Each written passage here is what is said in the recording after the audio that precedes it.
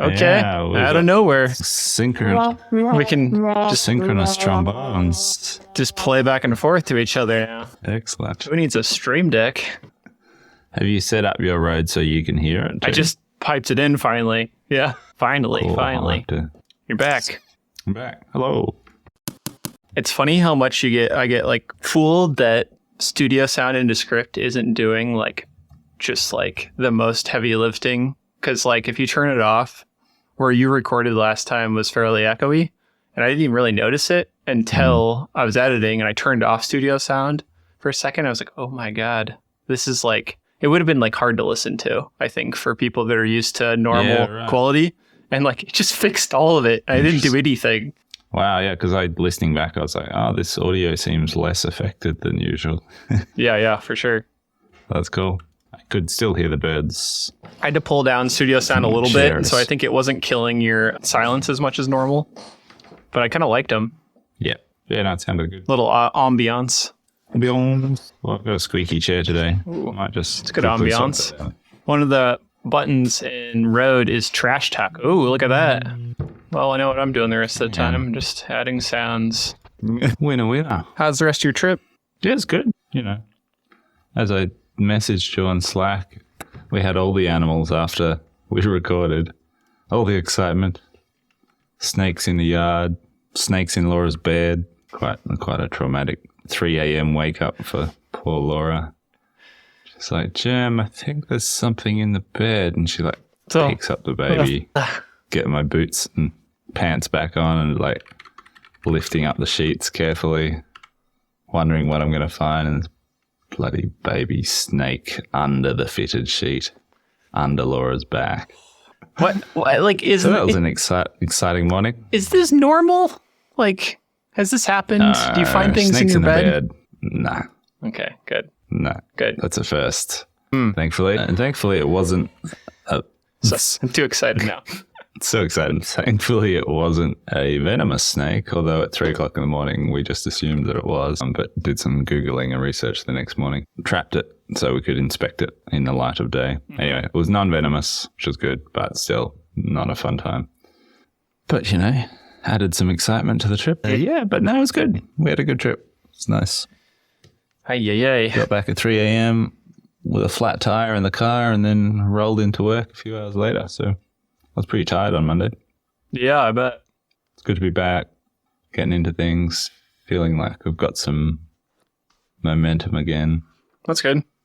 Yeah, there's a lot going on this week. How were things? I don't know why this would... I don't mean this to sound like a team couldn't handle it or like there was problems without you, but was it smooth?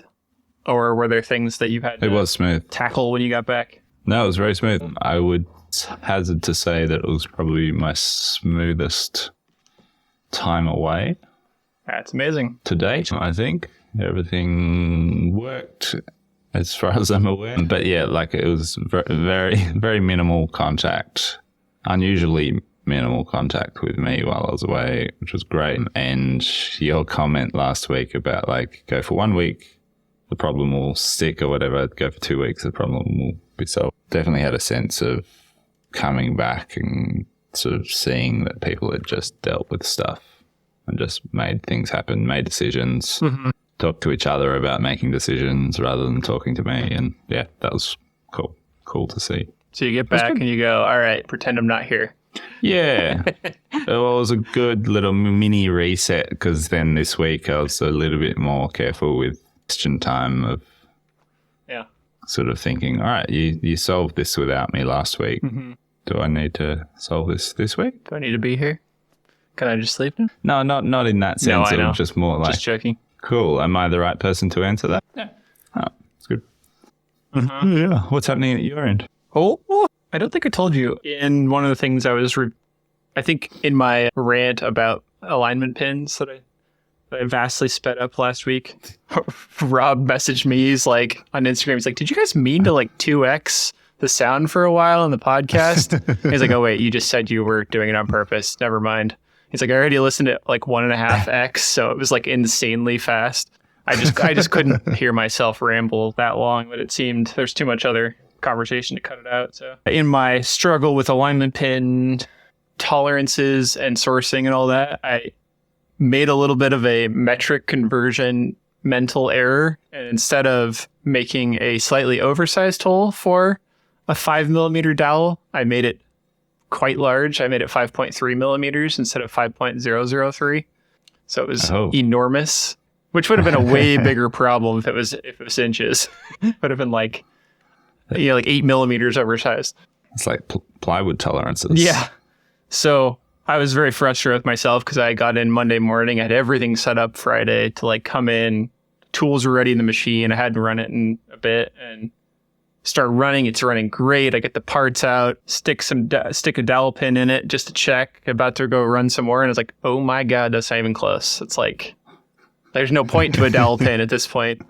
So luckily my local supplier had the right size, which took me a little bit. I'm not used to figuring out tolerances for stuff like that yet, where like I realized that you can buy a reamer in basically any tenth of an inch that you want, so like 1975, 1976, and it's whether or not they have it locally or not. But I found one, cut those parts again yesterday, and they are amazing. The mill is running super good. I changed out some other tools, one of which has made a pretty big impact to like our rougher, aluminum rougher. It's like a 3/8 rougher, and it was making giant chips, like good, right? Like they're ham operations, so it's creating like a almost inch tall chip, just big fluffy chip. It's cutting great, but like it was taking up a ton of space and like kind of getting clogged at the back of the chutes. And so I got a chip breaker from Meritool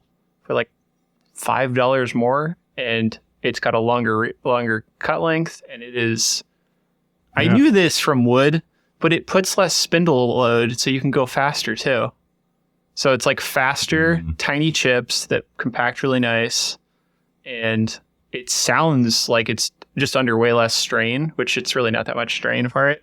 So that's kind of a nice sequence of things. I've also switched out, on a recommendation of somebody, all of the drills to parabolic drills. I don't fully understand what that means, but it's how the flutes, I think, are shaped, if I understand it right. But they like are, the pitch that I had heard from this person was that they can cut a straighter, more toleranced hole, and they seem to like make a better chip than like a standard twist flute drill. I don't know. I don't understand. They're a little more expensive, but they've been working amazing. So all told, I've changed a bunch of tools out, and it seems like it's been all for the better so far, which is nice. Awesome. And are you just sort of making that up as you go along based on your own research? Or are you taking advice from people? It sounds like a jab. What? What do you mean? Which part? I don't know. You're a very diligent researcher. Sometimes. No, I was thinking about this morning, like how thorough you were when we first started setting up for the podcast. Like you did all the research on the bit rates and settings for exports and stuff, so it all worked. And I was thinking about if I'd been in charge of that, I would have just been like, let's go. Oh, I don't know, just press record and publish the damn thing. That's why I have a more successful business than I do.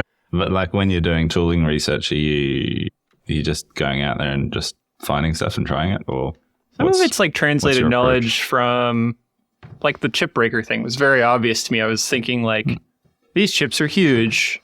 You know, it's causing a problem because like literally the bins you put them in to recycle, I can only take so many to the recycler at a time because like we're way too small to have them come pick it up, that it's not worth it. And so part of that was just like, it's taking up too much space. I have to manage it back at the back of the machine. What would solve that? And I was like, well, what about a chip breaker, you know, for a rougher? So that was pretty obvious. Some of it's just from like I forget his name. There's a nice guy that always gives me tips every once in a while, especially with the metal stuff. When I post a story and it's like, I don't remember, I was showing a drill or something a while back, and he suggested, try these Goering parabolic drills. They're a little more expensive. They're amazing though. And I was like, noted. So I started buying those to it's like between $7 and $12 for a drill instead of like $2 to $6.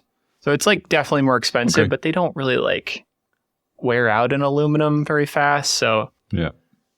And then honestly, I'll ask friends a lot whenever I can't figure it out. People, Nick Polinoski and others that know more about machining than I do, and they're always very generous to give suggestions. Awesome. Yeah. That's cool. Nice. Mm-hmm. Very good. Yeah. I had a meeting with Finland last night. The country. The country. I spoke to Finland. Damn. With a rep, a sales rep from Vivid Platform, Vivid Works, which is a 3D configurator platform that I think Jay discovered during the week. A new one we hadn't come across before, and we all got very excited because it was the first time we'd come across one of these off-the-shelf configurators that seems to actually have drag and drop functionality.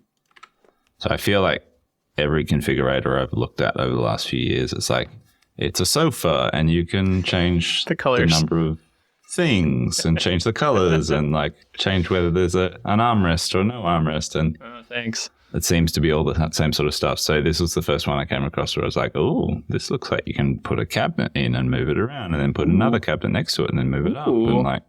And I came across it, well, Jay, I don't know where we found it, but through another furniture website called montana.dk, and it has decent drag and drop functionality. Anyway, during this demo meeting with this Finnish rep last night, she showed me some other demos, one of which I'll put in the show notes, which is by far the closest we've come across to what we want in terms of dropping in elements and nice little snap points that you drag them around. Anyway, so pretty excited about that.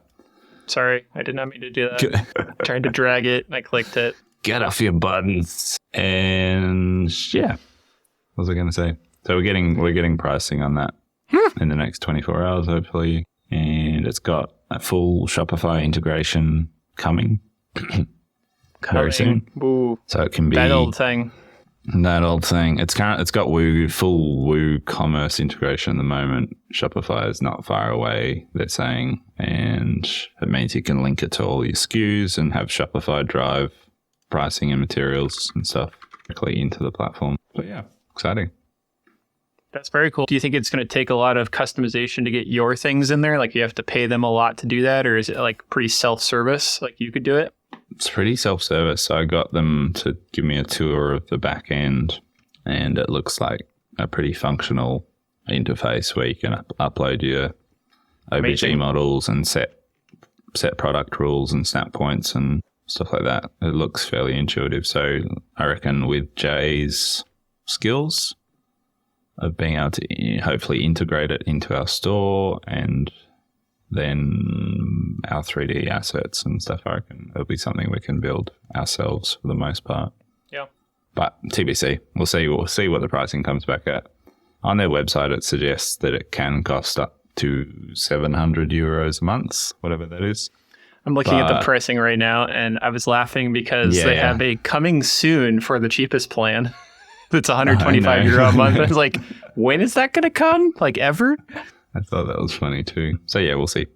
That's cool. I mean, at 700, it's like expensive, but like you're saying, in the scheme of, especially if it makes it so much, like I always think about it like this. If you consider the cost of somebody supporting people through email, through the time that they're spending to communicate, and then the lost amount of sales through that process of people not being able to get their answer and purchase like compulsively, basically. It's probably getting up there when you consider if you're doing 10 of those a month, 10 custom order like quotes, like how much time that's costing somebody. That it seems like a lot, but I'm sure it's worth it at your scale. I think it could really be worth it. Like we were willing to or about to sort of invest. We had $25,000 put aside for a custom solution. So even if you just spread that over a year, that's like $2,000 a month, of potential budget that we could put to something out to another platform. So yeah, I'm excited. Yeah, that's cool. See how we go. Yeah. I'll just start doing NACWall again. I can use this. And I was thinking about your NACWall as I was playing with it. It would be, potentially a really nice solution for it. There's also one if other. And when you come back to that world.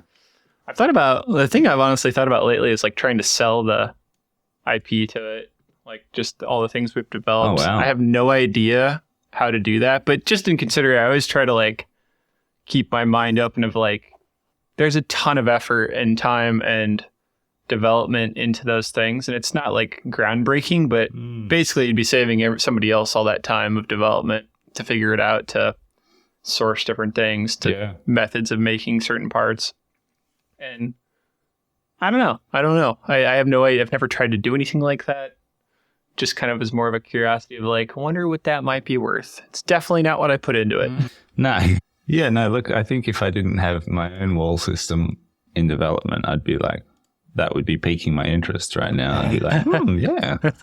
Because I just had a sort of like, it did just pique my interest as you were saying that. And then I looked around me, I was like, oh, that's right, Jam. You've down. Put that thought away. Put that thought away. I've got a version for you. It's look at this ready to drive off the lot. Either side of me. Yeah. Cool. I put that in here as like a what's the kit config update? Thinking like you'd say like, well, it played with that bubble thing. You're like, I wanted to see that you actually have quite a more promising, quicker solution. It's nice. Yeah, well, I got back and Jay had been thinking about it in the time I was away as well. And Jay had we'd both kind of over that week come to the conclusion of like, I don't think we should be investing all this money in a custom code base that is then going to have to be maintained by someone else. And we might change our mind in a year's time and want to redo it. And like, so we both had sort of swung around to the off the shelf options again. Because the other exciting thing about this VividWorks platform is it looks like that we could potentially use it for multiple products within the same platform. Like it wouldn't be limited to Kiddo. We could potentially load in our other shelving systems and our modular crates and potentially do a lot more than just a single product family. So 3D room designer. Yeah. Wow. Yeah. It's another one of their products. Huh. Yeah, I mean, they've made a very nice landing page that's very tantalizing. It's like all the things you want to see for what we've talked about. Yeah. And otherwise, this week, I've been back in compost land a little bit, which has been fun. Kind of reinvigorating to shovel some compost. And again, came back to like, we've got way too much sawdust and not enough room in our bins. And so I just bit the bullet yesterday morning and just shoveled out all our more mature compost out the front into the garden, made room for new sawdust, and kind of triggered me to just think about all those plastic tubes that I got almost 6 months ago now, that I need to revisit that project and get back into building my compost machine. Mm-hmm. The compost. So hopefully make some time for that this year.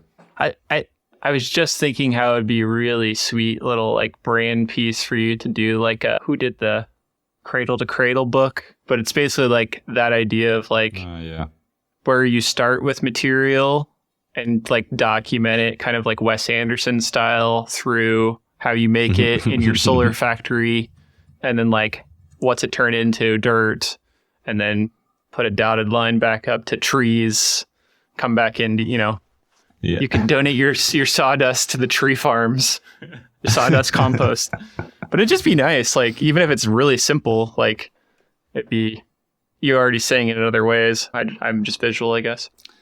Yeah, I've thought about little pieces like that, things I'd like to make. The other thing we want to do this year is instead of, we've had bad luck with offsets in the last couple of years, like carbon offsetting programs, where there hasn't been a great deal of clarity about where the money's going, or like whether the offsets are true sort of serialized offsets and stuff like that. It's quite a confusing world, and it's hard to get clear answers from anybody. Anyway, we're in a spot now where we're looking to reallocate our 1% of revenue that we have previously put towards just a single organization.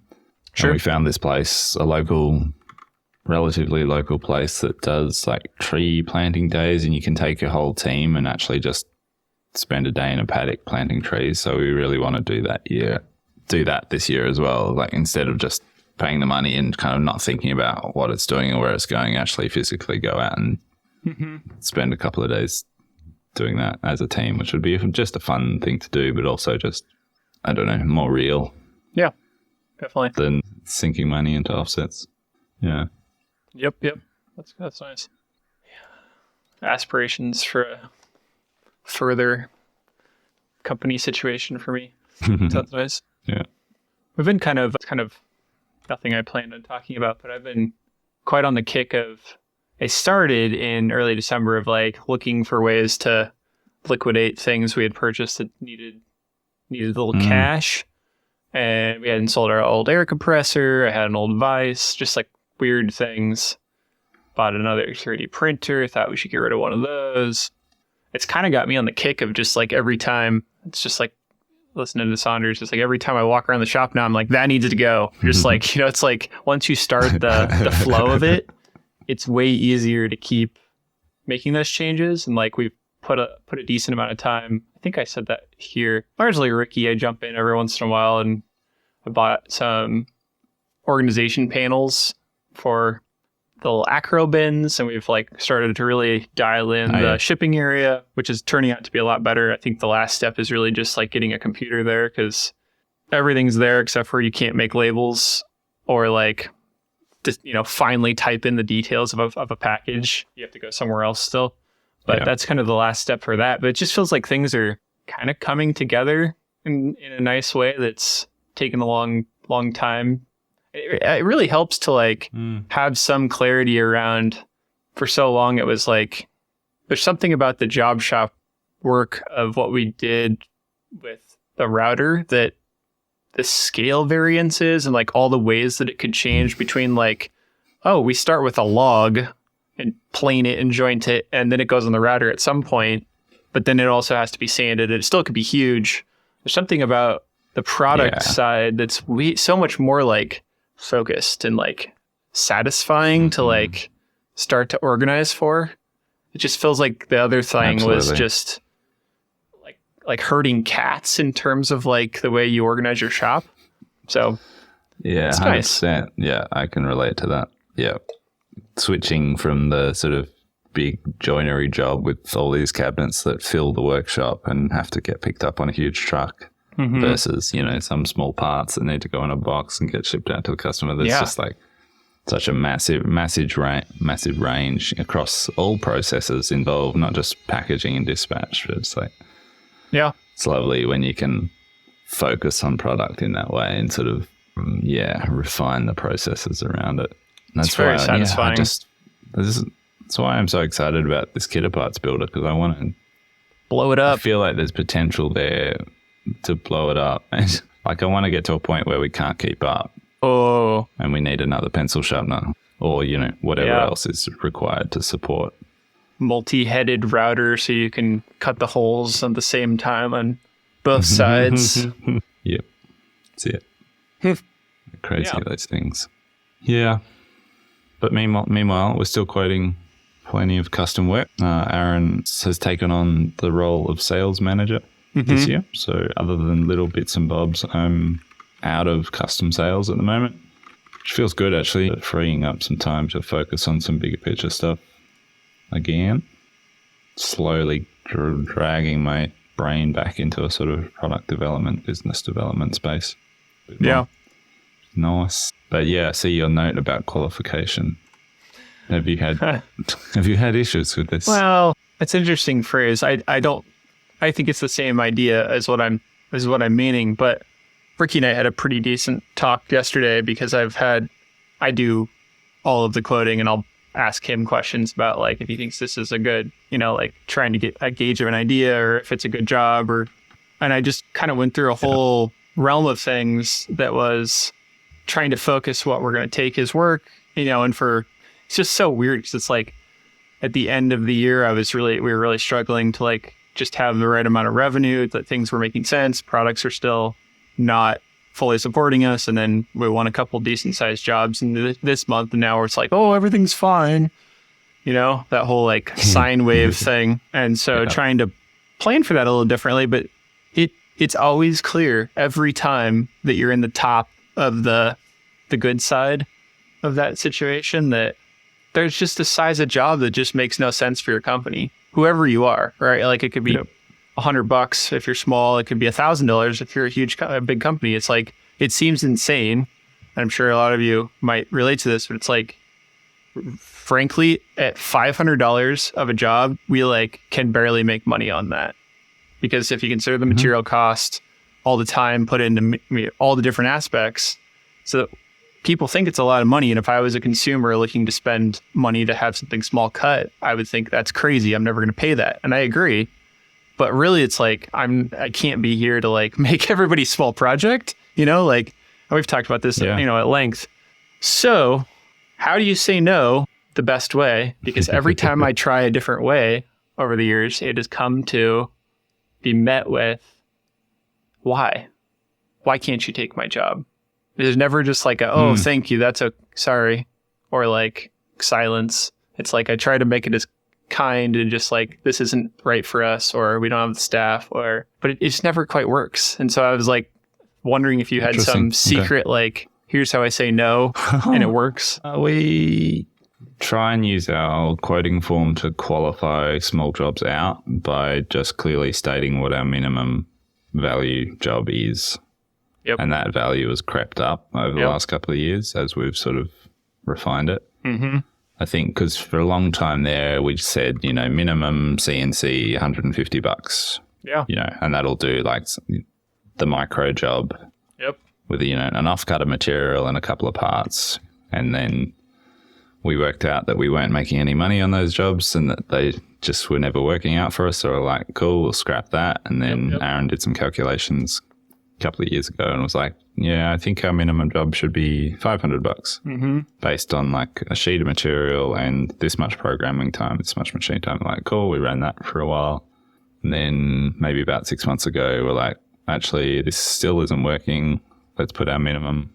Still isn't working, but also we're spending too much time quoting these smaller jobs, considering them, looking at them, downloading people's files, emailing back and forth. But we're like, cool, this still isn't worth our time. We need to be focused on jobs within like the $3,000 to $5,000 range. Yeah, for sure. So then we put our minimum up. I think I looked at the form this morning. It's like, it says $1,200. When you're submitting a quote form, it's like the minimum. We put in a range of budgets that people can pre-select of where they think they sit. Yep.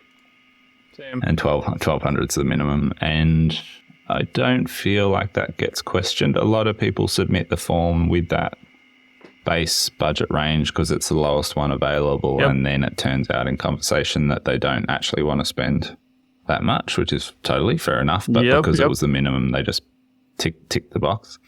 But I feel like that has gone a long way to reducing the number of little jobs we're quoting for sure. It just qualifies people out before they even get to us. Same trajectory. And I think I've always tried to be pretty straight up with people too, in terms of if there is that question of why, of like trying to be generous with the explanation of like, well, it takes us, typically it takes us this long to program. These are our sort of costs around that. Without getting too crazy detailed, trying to be generous with like, well, this is what it actually costs us. And we've found that we just don't make any margin on jobs under this size. So it just doesn't work for us, unfortunately. I'd love to be able to cut your little widget, but just, I can't. Mm-hmm. Yeah. Because that's why we started the business. We wanted to service people who couldn't afford to go to the bigger laser cutter and get their parts cut. So 100% appreciate people that want those jobs done, but that's just not us anymore, I guess. Yeah, there's other people out there. I really struggle with that something Ricky said to me. That was nice, and he could be just shining me on, but he's like, I know you really want to help people get these things done, but it doesn't make sense. I had the same thought when I started doing stuff. Is like, we used to have this thing called the maker's guarantee or something like that. I'd come up with this very minimal thing of like, because it was like at some point, I think the minimum was, we didn't have a minimum or something. It was like very, very low, like you're talking about. And eventually creep it up. And then I still felt, I had this like feeling of wanting like, oh, this isn't this isn't community minded. Like I would have never been able to afford this starting out. And it was important for me to be able to like make stuff that I didn't have a big CNC to like make these things. And so I just kept thinking like, oh, I want to still help those people, the small furniture makers, and eventually had to get rid of that too, because it was just like part of that idea was that you need to provide us ready to cut files, very minimal interaction with this situation, so that we can just cut your files and it works for both of us. And it just never worked. Like part of that problem with the small job, in my opinion, has always been a problem of if you go below the minimums of what you've pre-decided that made sense for your business, something always goes wrong. Always goes wrong. You need a new sheet of material.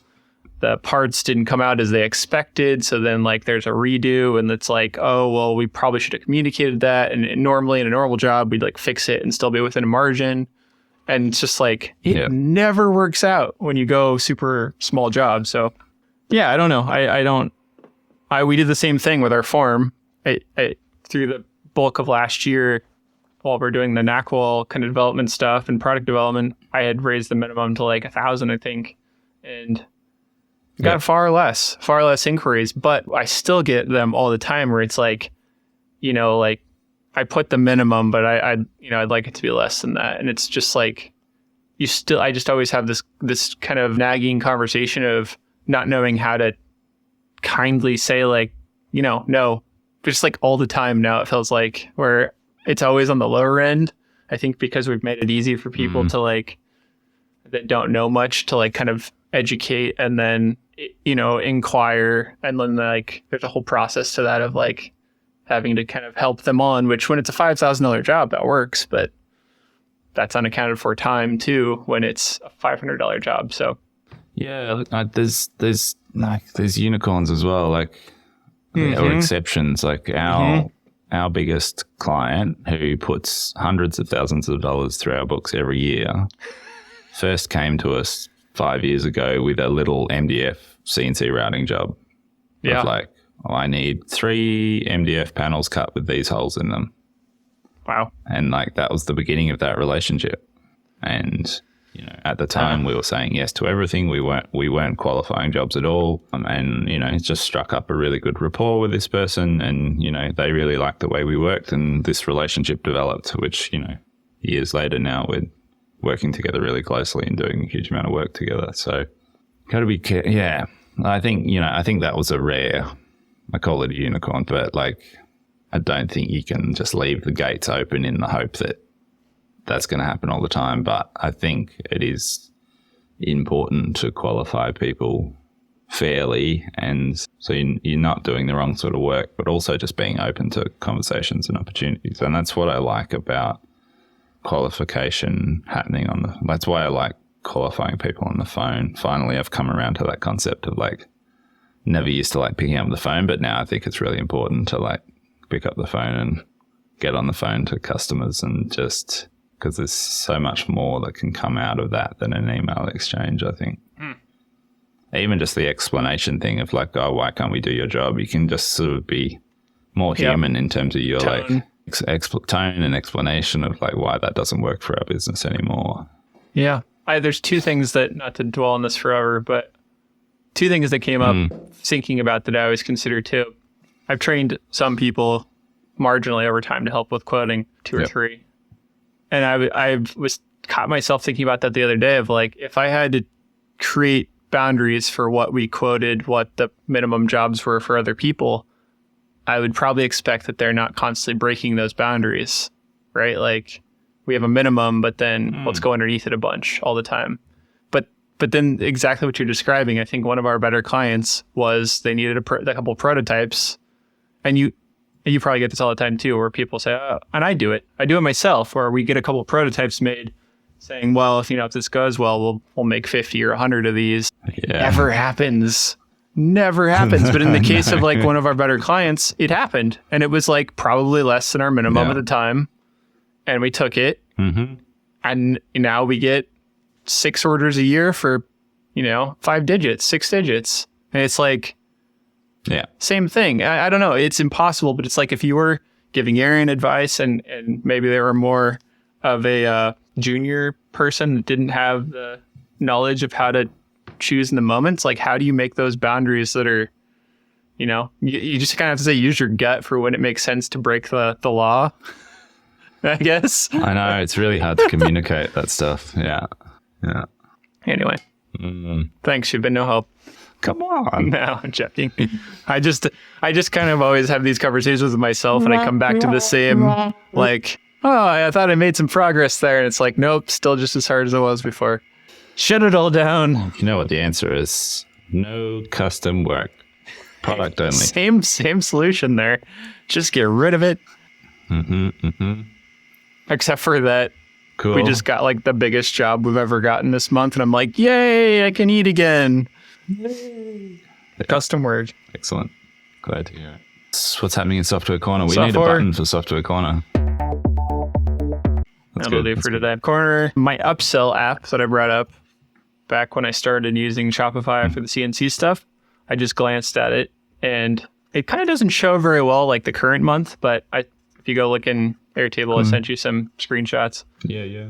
I think it's telling me far more impressive graphs than the numbers, but in the last, especially December, it seemingly went off and converted far more like upsells and cross sells than it ever had. And again, this is somehow a free app. I think it like was based on that we had just started our store, but their prices are really cheap. And there's a lot of versions of this thing where it's like a upsell app for Shopify. But like, It's not crazy numbers, but for us and the revenue we're at, like supposedly in December, the conversion was 32% on upsells and cross sells, which is insane. I think there's some kind of glitch potentially there, but it just continues to like be beneficial for like no friction for the customer, seemingly.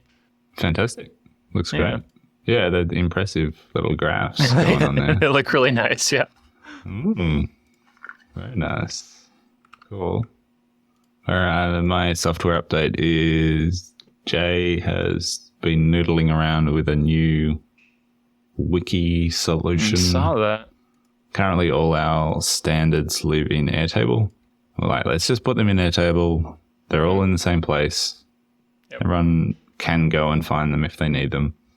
But Jay and I have sort of been talking about for ages, like, well, you've got nice wikis going on. Always been a bit envious of yours, and just want something that's just a bit more rich to edit and easier for people to read and interpret. Anyway, Jay's been noodling around with this new one, and I haven't yet opened it, but I've seen the look on Jay's face, and I'm excited to have a look at it because they're obviously pretty pumped. They did like a Zapier synchronization from Airtable to this platform, really? Guru or whatever it's called.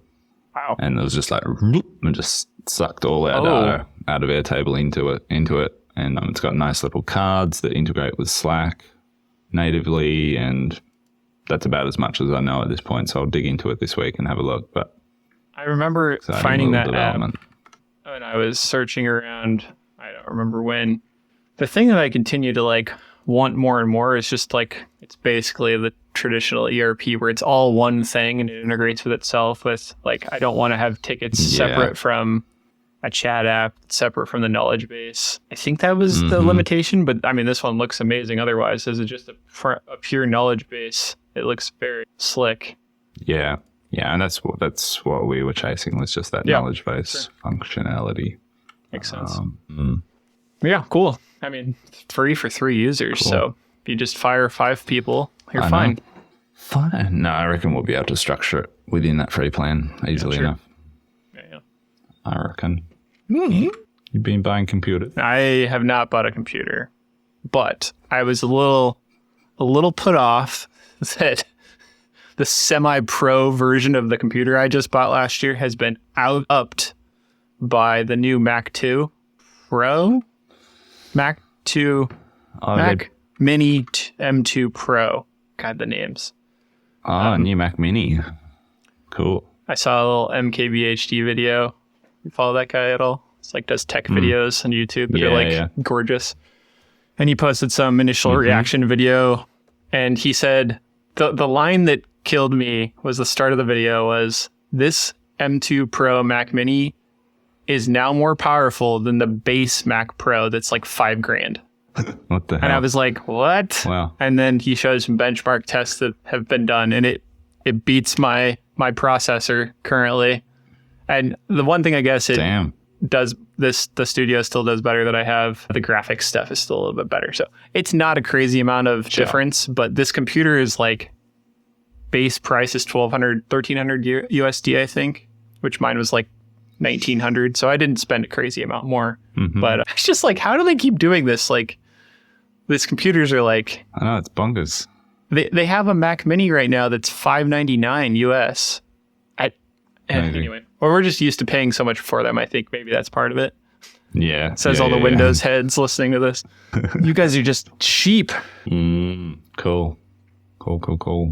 Should we wrap it up? Cha-ching. Ooh, I'm going to go build a snowplow for the forklift, I think. Summertime, so okay, I'm interested. just tended on that. We'll cut right after that. It's perfect. Cut. Yeah. Cool. No idea what that means, but I like it. Our forklift key is dying, and I have had to jump it with a battery jumper twice. It seems the battery is not keeping it charged. We don't use it daily, so we're going to have to start starting it more often or something. Yeah. It's the greatest feeling when you get a delivery incoming, and they're like, burp, burp, burp. I'm like, oh, gotta unload that by hand now. Shouldn't have worn this tuxedo. Awesome. Cool, man. Yep. Have a good day. Weekend. Yep. Yep. Bye. Wait. Delete. I'll put some glue sticks in there. 3/8, roughly 10 mil. Half inch. 12. That sounds 12 and a half. I mean, yep. Bye.